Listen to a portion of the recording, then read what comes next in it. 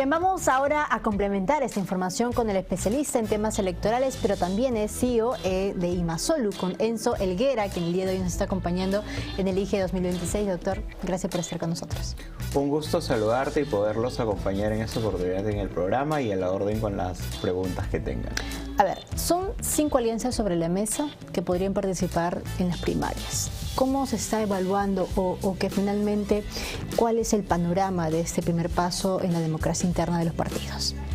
Bueno, una situación compleja porque al interior de las alianzas los partidos políticos tienen que tener una madurez de un proceso que se supone debió demorar tiempo, debió comunicarse también a las bases, a los dirigentes, y es un proceso, digamos, que debió ser largo. Entonces, la influencia que va a tener sobre los partidos políticos, o que ya la está teniendo, es complicada. Y yo, son pocas alianzas electorales, pero podría decir incluso que podrían haber divisiones dentro de estas alianzas electorales y desintegraciones, ¿correcto? Incluso en alguna de las 5 alianzas que por ahora están en evaluación. Evaluación, claro, porque llama la atención, y haciendo una comparación, doctor, por ejemplo, con estas elecciones internas en las elecciones pasadas, porque fueron 17 agrupaciones que eligieron esta modalidad por delegados y delegadas. En esas elecciones, estos partidos finalmente se están preparando para seguir finalmente esta misma línea, estas mismas elecciones internas. Claro, es decir, la forma de elección tiene que ser además compatible, ¿no? Porque al final van a elegir una lista que se va a terminar formulando para la propia alianza electoral, ¿no? Pero esto va a tener, por un lado, la contradicción de que las expectativas que cada uno de los partidos políticos al interior de la alianza tenían no van a ser las mismas, porque si antes habían expectativas para pelear determinada cuota de poder en estas elecciones, se va a imponer una negociación ya previamente establecida entre las coordinaciones internas que han habido entre las direcciones partidarias que han estado participando de la alianza. O sea, es decir que, digamos, si es que se logra inscribir estas 5 alianzas, van a tener muchas más complicaciones para realizar estas elecciones internas a comparación de los partidos que están yendo individualmente. En tanto haya una lógica. En tanto el dirigente del partido, el presidente, secretario general o el grupo que haya participado de las negociaciones, ellos saben que han negociado. Pero la pregunta es, ¿sí siguieron el proceso democrático de hacer quizás un cónclave partidario para comunicarles y para ponerse de acuerdo en los puntos en donde se iba a negociar los puestos, los escaños, la terna presidencial, etcétera? Si no ha habido esa comunicación a la militancia, incluso a la dirigencia completa, definitivamente va a haber una ala en los partidos políticos que se van a desarrollar en contra de esta alianza electoral, porque se van a mostrar no solamente sorprendidos, sino van a ver en desmedro las expectativas de los puestos que podían pensar en ocupar, y esto pasa cuando justamente no ha habido ese proceso democrático interno, en donde muchas veces la mayoría se terminan poniendo de acuerdo hasta el mismo día. Recordemos que hemos tenido las inscripciones justamente el mismo día para vencerse el plazo, ¿no? Entonces esto es un poco una radiografía, un diagnóstico de lo que te estoy comentando. Entonces, de acuerdo a esta radiografía que usted nos menciona, teniendo en consideración estas características de presentarlo este mismo día que se cumple este hito, ¿podríamos decir que finalmente esas elecciones internas van a ser bajo una sola misma modalidad de delegados? Sí, claro. De hecho, la mayoría de partidos políticos va a optar por ello para tener un poco más de control sobre a quienes van a colocar en los cargos partidarios, a diferencia de darle la votación a toda la militancia. Los delegados van a seguir votando, ¿no? Y esperamos que finalmente prime la unidad y el interés, digamos, del bien común de ambos partidos políticos, aunque lo dudo en algunos casos. ¿Pero esto afectaría justamente la elección de los precandidatos dentro de los partidos?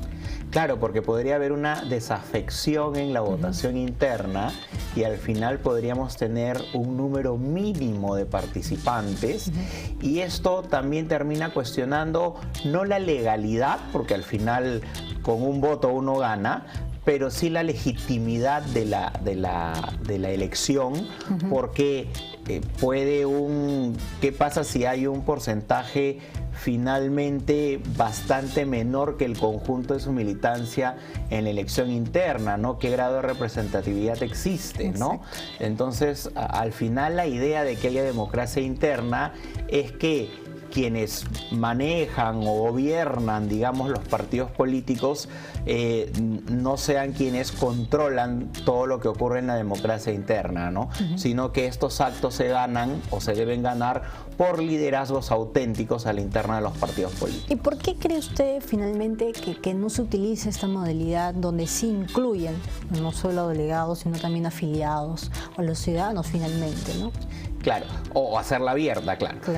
Para las elecciones abiertas hay un cuestionamiento como sistema que es ¿qué pasa si siendo, digamos, un partido pequeño vienen de otro partido, ¿no? Me infiltran y controlan un poco o se bajan al candidato más fuerte? Digamos que ese ha sido el argumento, la mejor carta, ¿no? Se la bajan no votando o dándole su voto a un segundo candidato. Es una verdad a medias, porque al final el partido puede presentar una lista única por la unidad de los militantes, por un lado, pero por otro lado, digamos que la posición intermedia, que es un militante, un voto, es el reflejo en sí de una democracia real e interna, ¿no?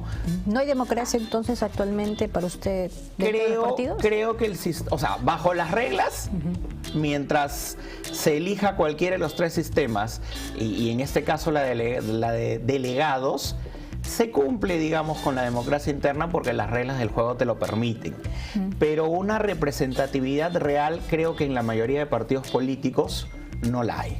En las últimas elecciones internas la participación ha sido bajísima, ¿no? Justamente también de los afiliados, porque hubo un importante número de partidos que optaron por esta modalidad. Estamos hablando, ¿no?, de 7 partidos que optaron por esta modalidad de afiliados. Entonces, ¿por qué hay esta ausencia también? ¿Qué es lo que está pasando dentro de los partidos?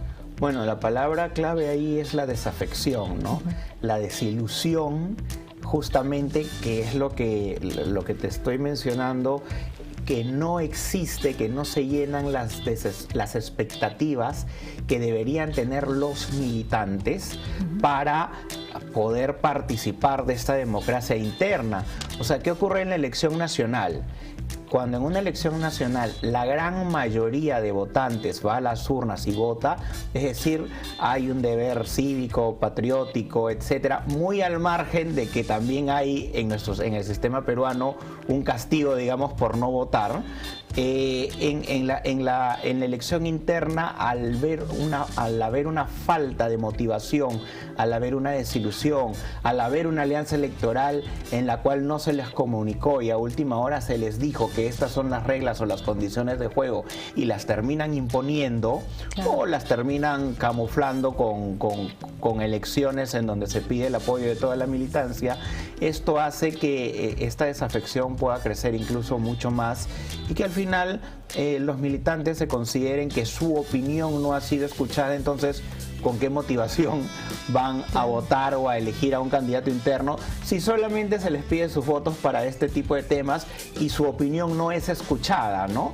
Entonces, este es un reflejo de lo que también podría ocurrir en la elección nacional. Muchas gracias, Enzo Helguera, entonces especialista en temas electorales y además es CEO de IMASULU. Vamos ahora a dejarles con nuestra campaña de Elige, pero esta vez no aquí en Lima, sino en Cusco. Vamos.